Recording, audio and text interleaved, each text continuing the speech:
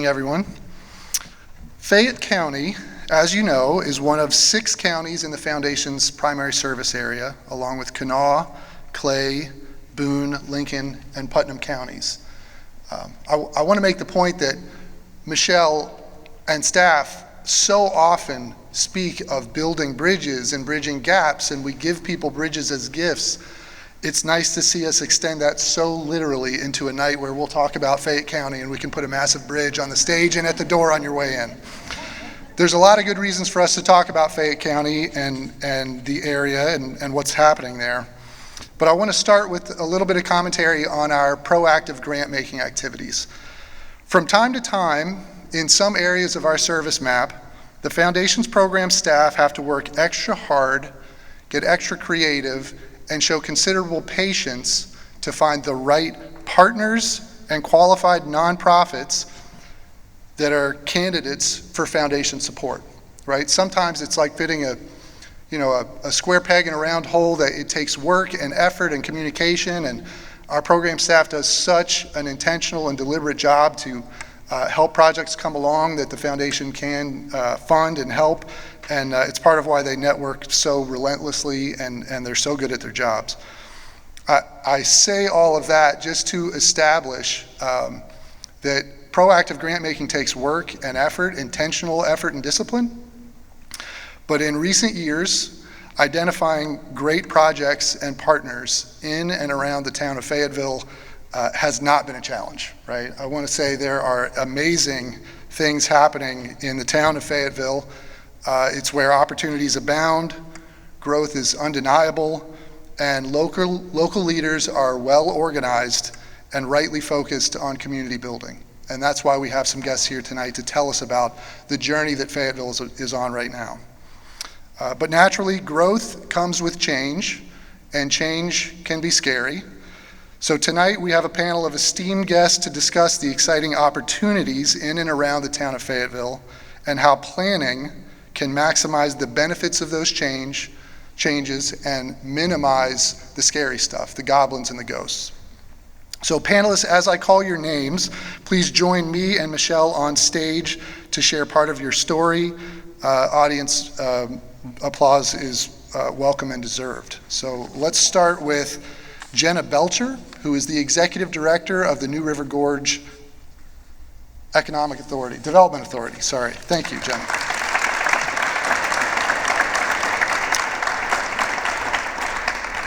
Next, we have Sharon Cruikshank, who is the mayor of the town of Fayetteville.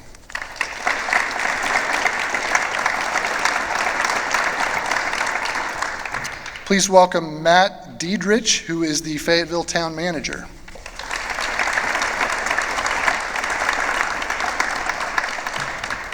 And finally, welcome small business owner Holly Fussell, who is the co-owner of Waterstone Outdoors.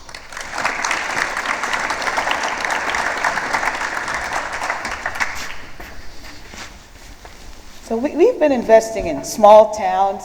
When we look back over the last five years or so, we've given about half a million dollars to small towns, and through the Fayetteville and Smithers and all those towns. So today we're just going to highlight one of those partnerships that we've had with small towns.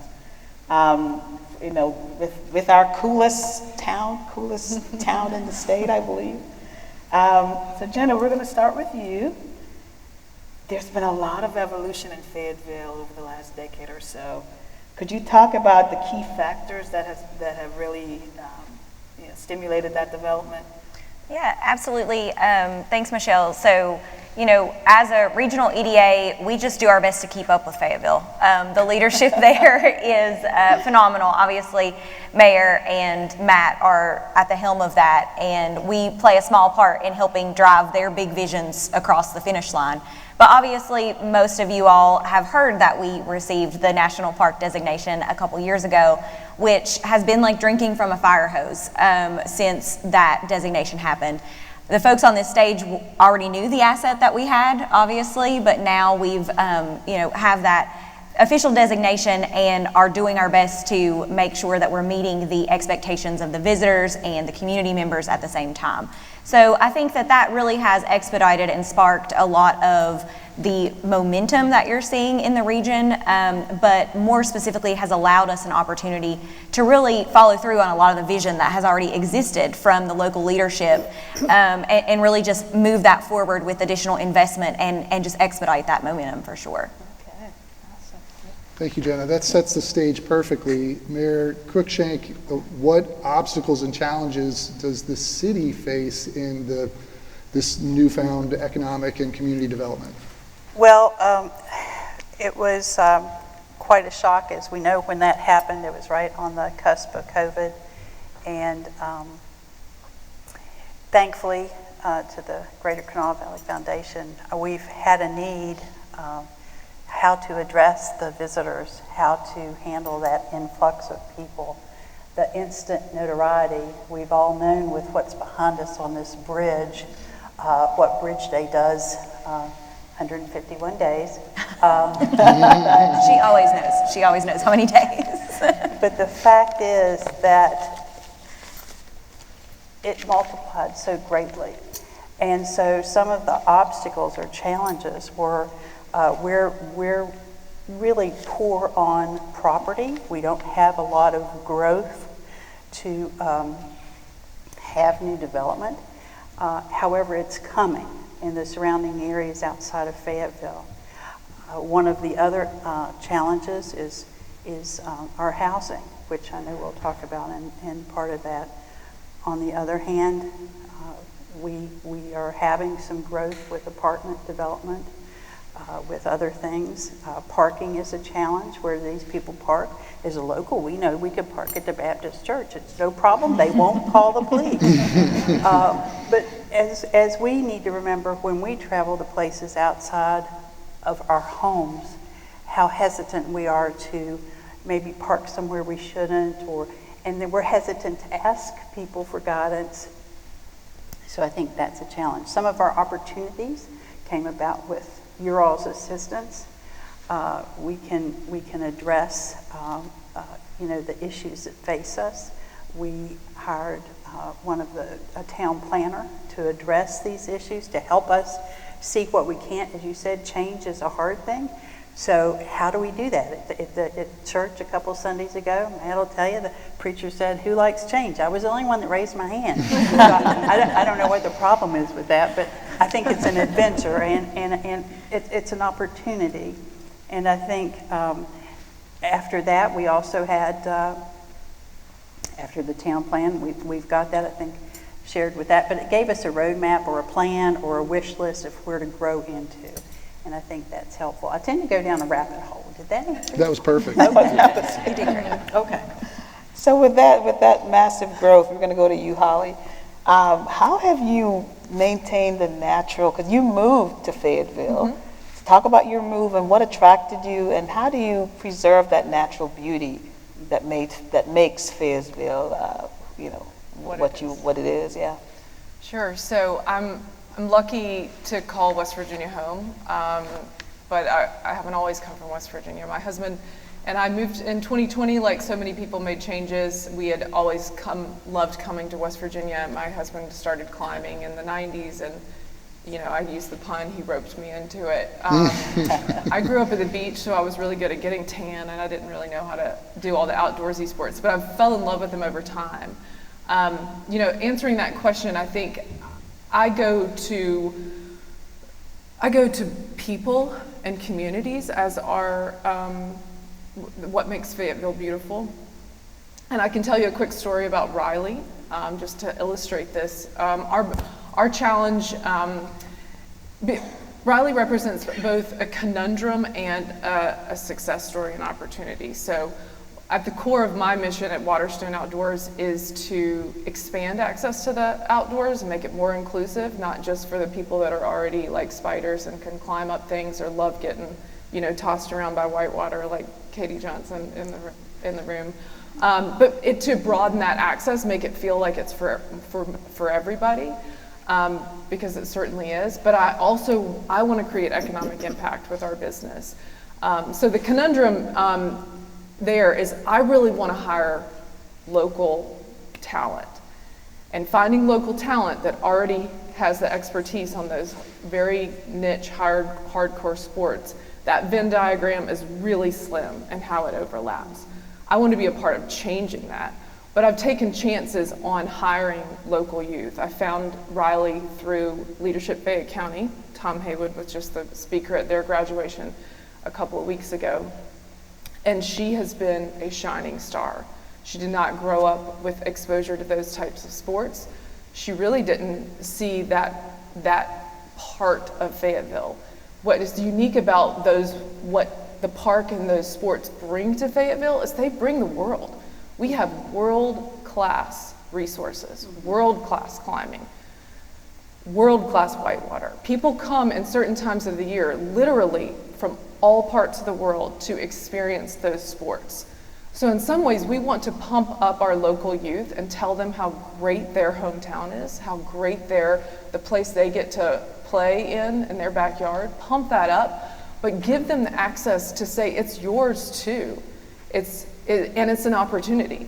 So my conundrum and my solution and success story with Riley is that she's worked with us for over a year. She basically runs the coffee shop in the back. So you'll all have to come and have coffee with her. She makes a delicious honey lavender latte. She's going off to college at Marshall. She's not only going off to college and not being the first person in her family to go off to college, she's going on a study abroad right out of the gates. I even said, Riley, are you sure you want to do this? But that is the success. And she will say, and she said it at a Leadership Fayette County event, that her exposure to seeing a broader world that came to Fayetteville because of the outdoors, it came in that door. She got exposed to it in ways she wouldn't have in her other routine. She got exposed to it and it broadened her horizon. It's awesome. Outstanding. That type of workforce development that breeds a new generation of hospitality workers and tells the story of our community is just great. Great for you and great for giving her a stepping stone to bigger adventures. That's great. And by the way, if you haven't heard this expression, I think you're what we call a West Virginian by choice, which gets you extra points with everybody who's from there. So we love it. I'll take it. So my next question will be for you, Matt. The character and the sense of community in Fayetteville is just such a huge part of the town's identity, and you don't get voted America's coolest small town without having a well-defined vibe, right? There is a vibe in Fayetteville that is undeniable. How does city government and leadership work to attract new residents, visitors, and businesses while simultaneously protecting that vibe? Well, I think the dry answer is planning and zoning. But we've had planning and zoning in Fayetteville since the 70s. We were one of the first communities in West Virginia to adopt that. But that enabled us, especially in the 90s, to expand with big business and offer that to the visitors and to the people passing through, and obviously to our residents. And to do that in the commercialized setting out at Route 19. And we were also able to, in the 90s, through a citizen-driven group, establish a historic district, because it's important where we came from, right? And we have all these great buildings in Fayetteville, and so that was enabled us to preserve the downtown. And that's where all our cool businesses are. And like Holly is, the small business owners. And that's the really important part. And that's how we become a unique small town. But obviously, too, you have the businesses, but like we talk about world-class whitewater. And we had all these visionaries, right? They came in the 70s and people thought they were crazy and they're going to put a raft down the river. Who wants to do that? And then let's talk about climbing and then biking, and all these things started happening in Fayetteville. And it's because of those people who had a vision. And it's because of those small business owners, you know, the Pies and Pints creators and Secret Sandwich and Ben Franklin, who we just lost. But it was all these people who had a vision, the small, but we also offer all the other big business opportunities in a separate, you know, it feels like it's a mile or 10 miles away, but it's right there all in the same community. But we really found out with the national park designation that we weren't ready, of course.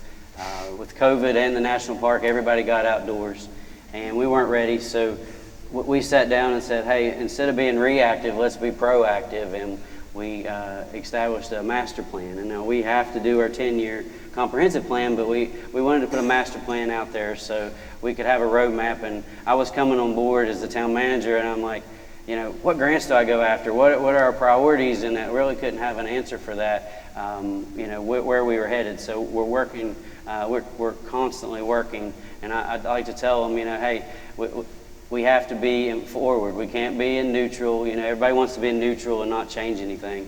But we definitely can't be in reverse, because if you're in neutral, it's like you're in reverse. So we have to keep pushing forward.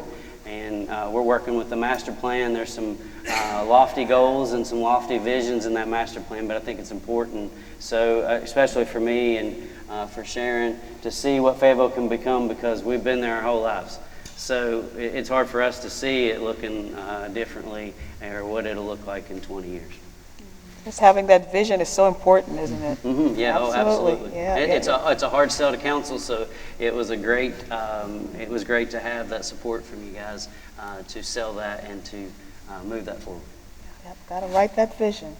Mayor, we're going to come back to you. Okay. As Fayetteville develops, as this whole county develops, you're going to have to pull people together, you know, engage, whether it's residents, businesses, government.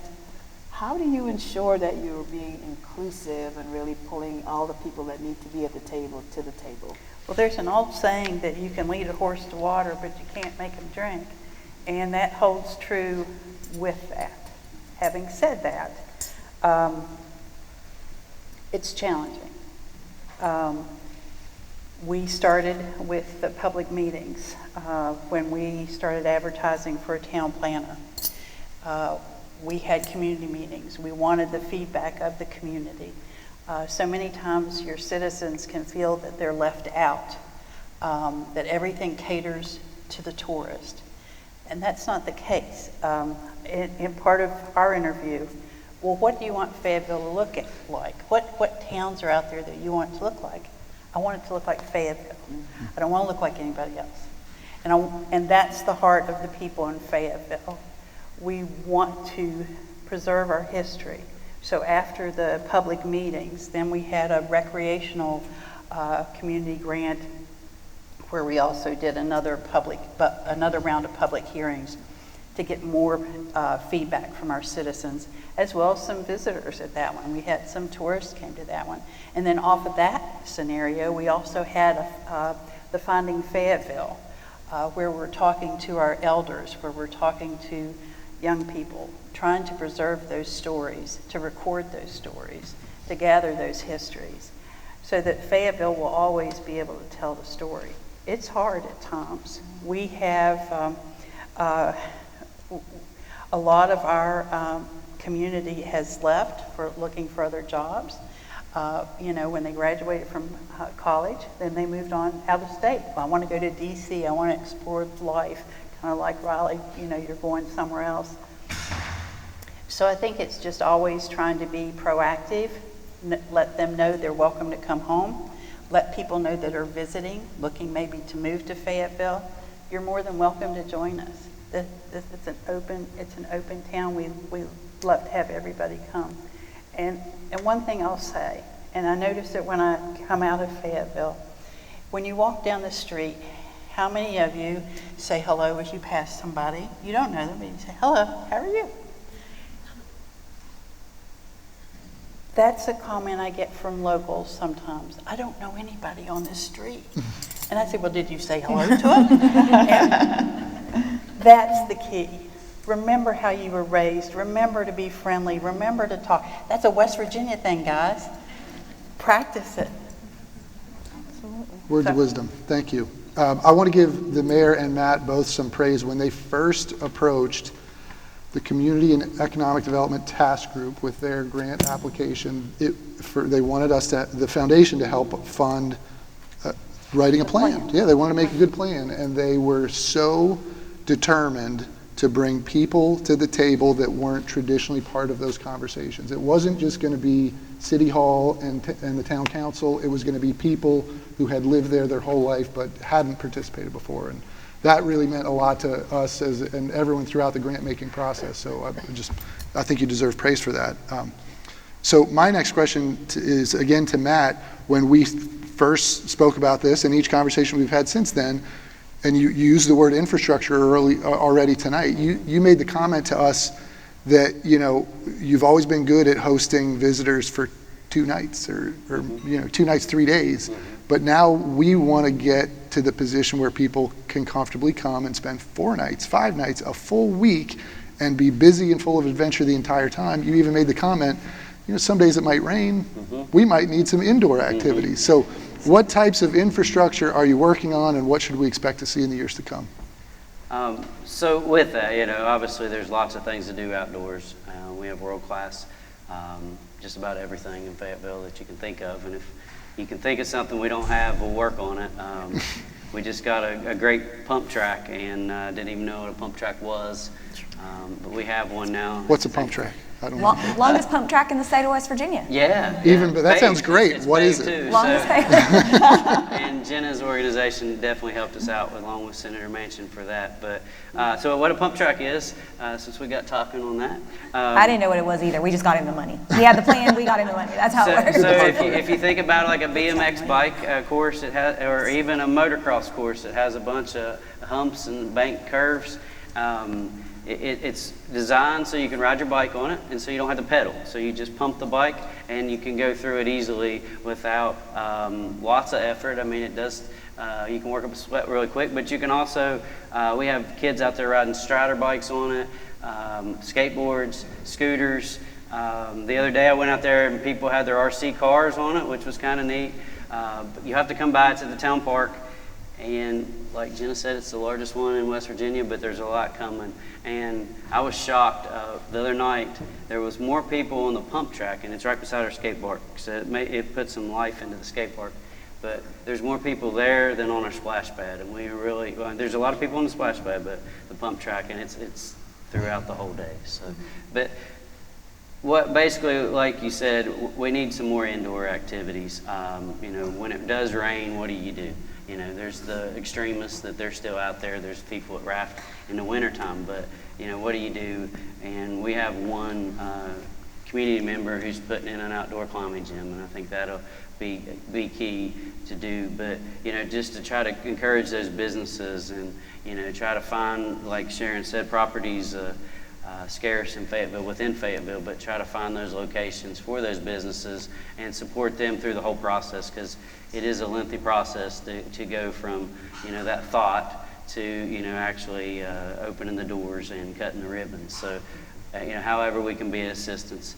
One of the things for me, it's the forgotten infrastructure, the sewer or the stormwater. I think that's important too, because there's still probably about 30% of people that live in Fayetteville that don't have sewer, don't have public sewer, which it's a blessing for us that we got rid of it when we did, because we have an aging infrastructure, but we sold that off to West Virginia American Water. So it makes it a little more difficult for me to move the needle or for the town to move the needle, because here you have a for-profit company now managing that, but we're continuing to work with them to get a public and private partnership so we can move that along and further develop that, because a lot of people forget about that, and there's some stormwater issues that we'd like to see, and we developed the 1% sales tax to kind of support that as well. So Sharon's already talked about parking, and we are working on parking. That was a big part of our plan, and the signage to get to that parking,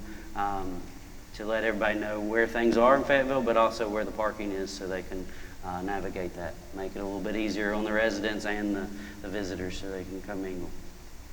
Just so we have a sense of how much growth in visitor and foot traffic that we're talking about, what was 2023 versus 2019? You have numbers like that? So coming out of the Park Service, it's been about 20%, 30% since it became a national park now. So I think that's 3 straight years of those numbers, so, and we're seeing those in Fayetteville as well.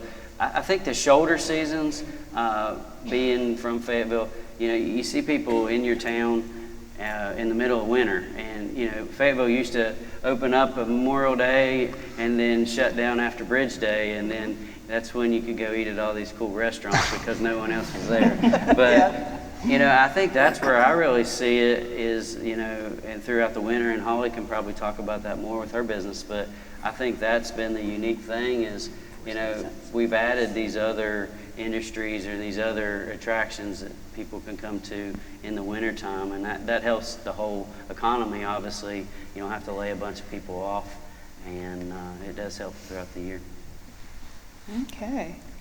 This next question, we're going to open it up to everyone. As you build the infrastructure, the physical infrastructure, you also have to be concerned about workforce, housing, and access to health care. So how are you making sure that plans for those aspects of your development are addressed as well? Yeah, so I'll just sort of speak first and then we can go down the line. We obviously have traditionally focused on workforce development and business recruitment and retention, but we've acknowledged that especially since COVID and the national park designation, we sort of have to serve in that quality of place space quite a bit, more so than we traditionally have. And so one of the things that we are focusing on right now as a region and then at the individual county level is a housing study. So as most of you all here know, that we're fortunate to share some of our Fayette County territory with my counterpart Terrell at Advantage Valley. And we're following the lead and using the same planning firm at Advantage Valley used to build out a housing study for the region. But also, in addition to the housing study, we've opted for the firm to help support some housing transition plans, so determining the highest and best use of existing housing stock and what that should be utilized for, so that we can help inform planning and zoning and our communities across the region. And then also looking at a land use plan for the ideal location throughout the region for housing locations. And then the third component, which we felt was the most important, is determining a plan for seasonal workforce housing. That you hear a lot about the seasonality of the workforce. Holly can obviously speak to that most specifically, but what type of housing are they looking for, and how do we support them with both housing to retain them in the off-season and potentially transition them into a new employment opportunity, whether that be outdoor manufacturing or textiles, because those are obviously seasonal opportunities as well. So that's sort of just some of the planning work that we are working on from a regional perspective, but also focusing on the counties individually so that they'll have that data to sort of drive forward a lot of their work. Yeah. Well, and I'll just reiterate, being retired from Chamber of Commerce, but it's challenging. Housing is challenging.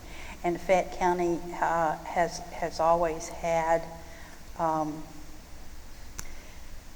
not that driving force. And now, because of the designation and the interest in the outdoors, it has become under the spotlight, if you will. The good thing about it is, while Fayetteville lacks the open properties, but there are tracts of land surrounding Fayetteville and a few within Fayetteville that could be utilized if you had a developer come. But it's also then given an open door to these other communities in Fayette County and in the New River Gorge region, I think, that more people are looking to live in those communities, which is a revitalization of those communities and attention to that as well. The workforce, I think, being a past board member of Leadership Fayette County, which models itself after Leadership West Virginia, which go 2005, that is one of the strong points. I wish that every student could have access to the uniqueness of Leadership Fayette County. It opens their world to different areas, whether it's medical, whether it's banking, government, the whole 9 yards.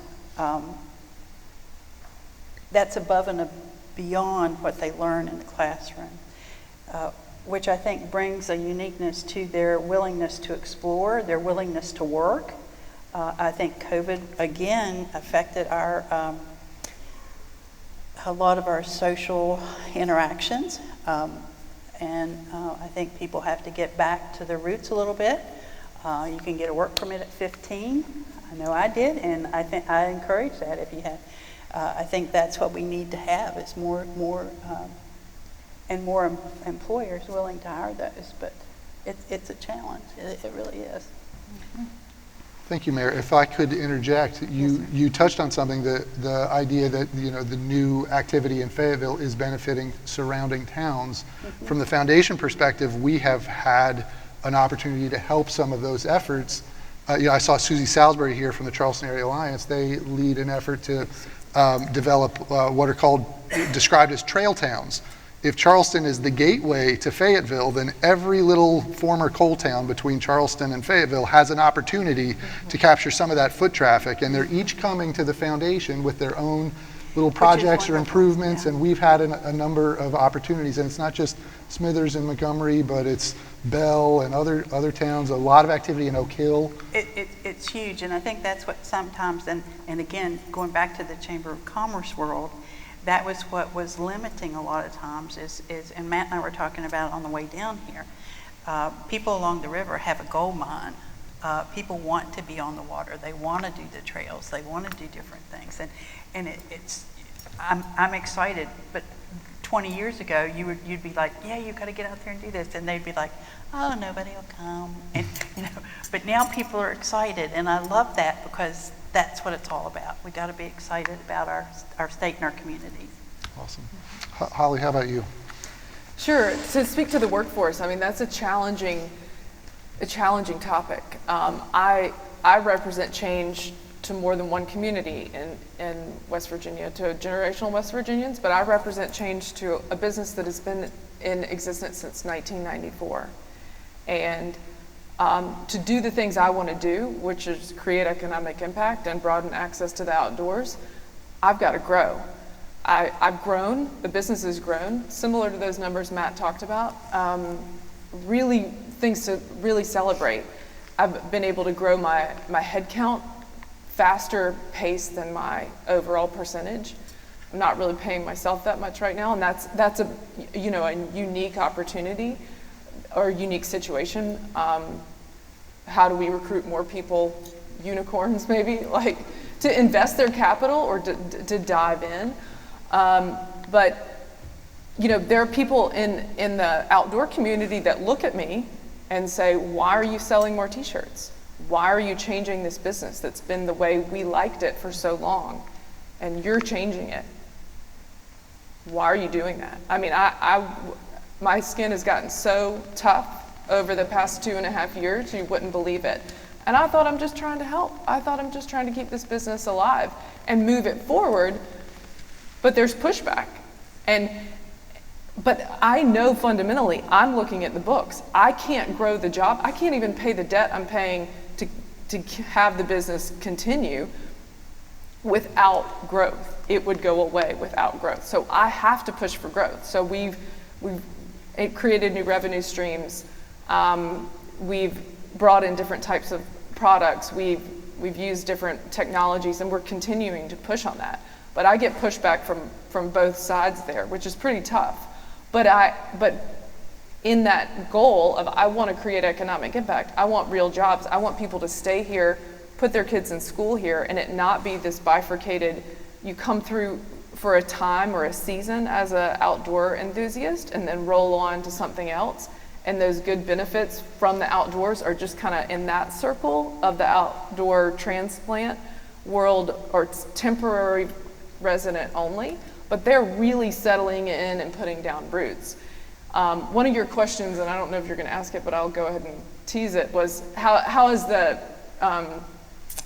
are the sports of whitewater rafting and climbing, how do they change the identity of the town? And the answer I want to give to that is I want to change the identity of those sports so that their identity is associated with Fayetteville, because we can't keep putting throughput of tourism. It's amazing and it's awesome and it has lifted up so many boats, but we can't just have that as the economic driver. We have to export the idea and the identity of this amazing place so that when people are climbing at their gym at home or they're planning their next rafting trip somewhere, or they're buying their hiking shoes, they're thinking of West Virginia, and their money is somehow tied to it.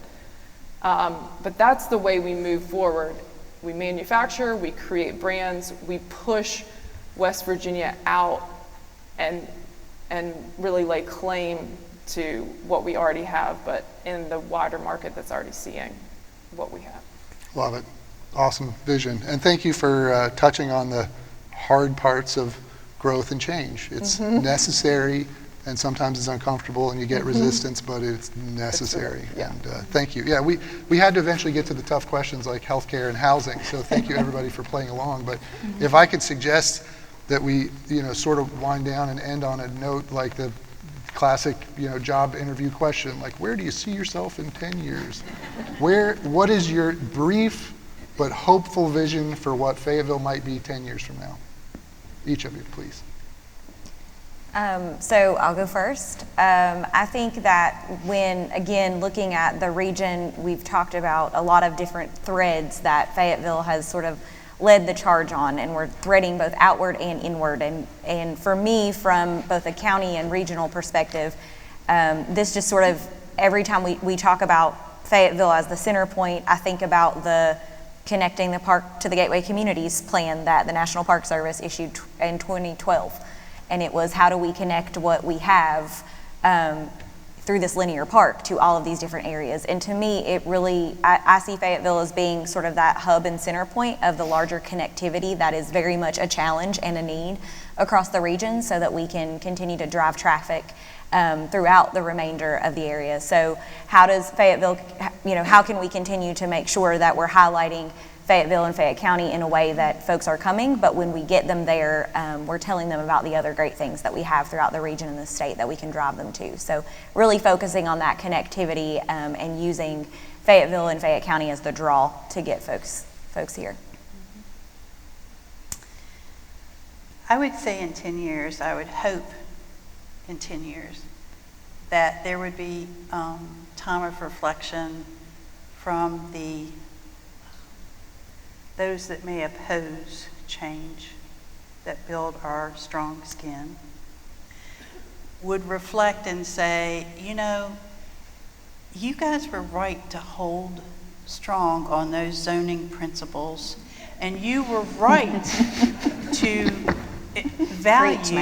Preach the zoning. Value your resource, and your resource is your people and your heritage.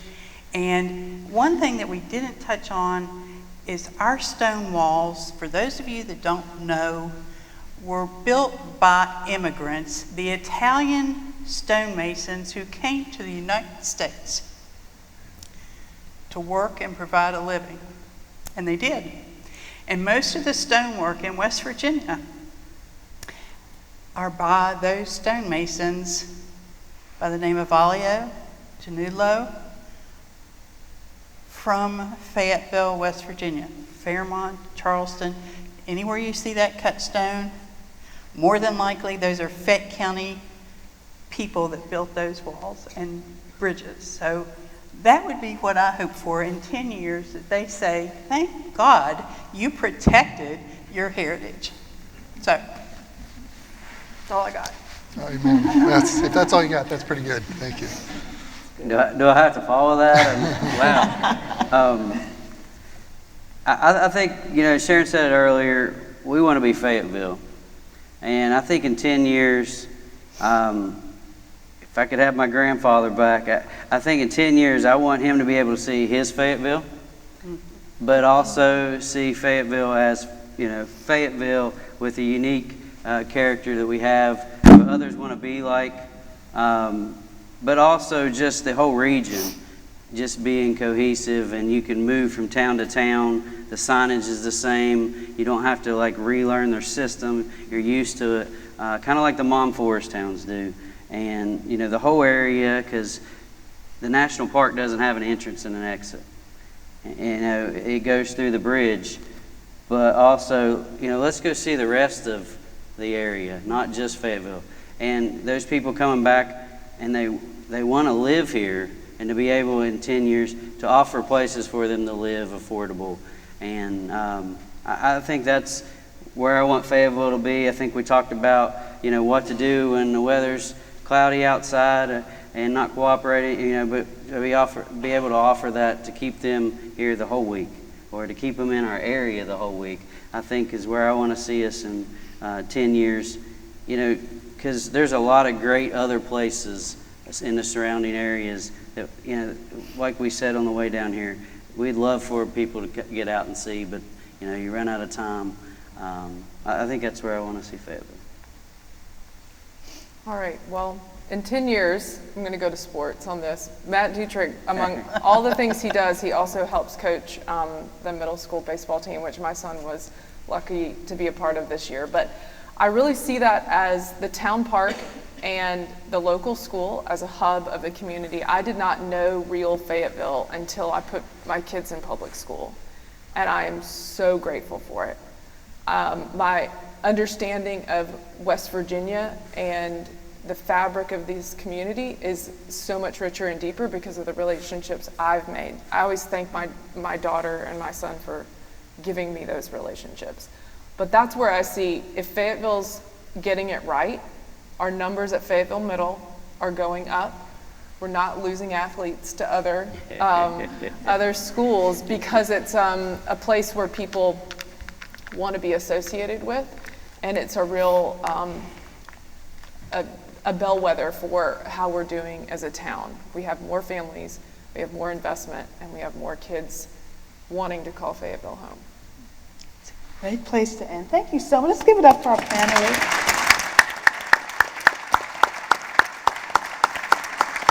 Thank you so much for making time for us. We really appreciate you. Really enlightened us some more about Fayetteville and Fayette County. Thanks to each and every one of you for your presence here today. We appreciate your interest in the foundation. And thank you to everyone over our 62-year history, our founders, our donors, leaders in the community, all of you who have made the foundation what it is today. Thanks to everyone who's been involved in the production, all this stuff. Jane and her team, Jane Powell, our communications director, and the Clay Center team, Augie Gray, and our Cucumber and Company guys, and Chris Gossett, everyone. Thank you, the Bob Thompson unit, our resident house band, everyone. We really appreciate you all.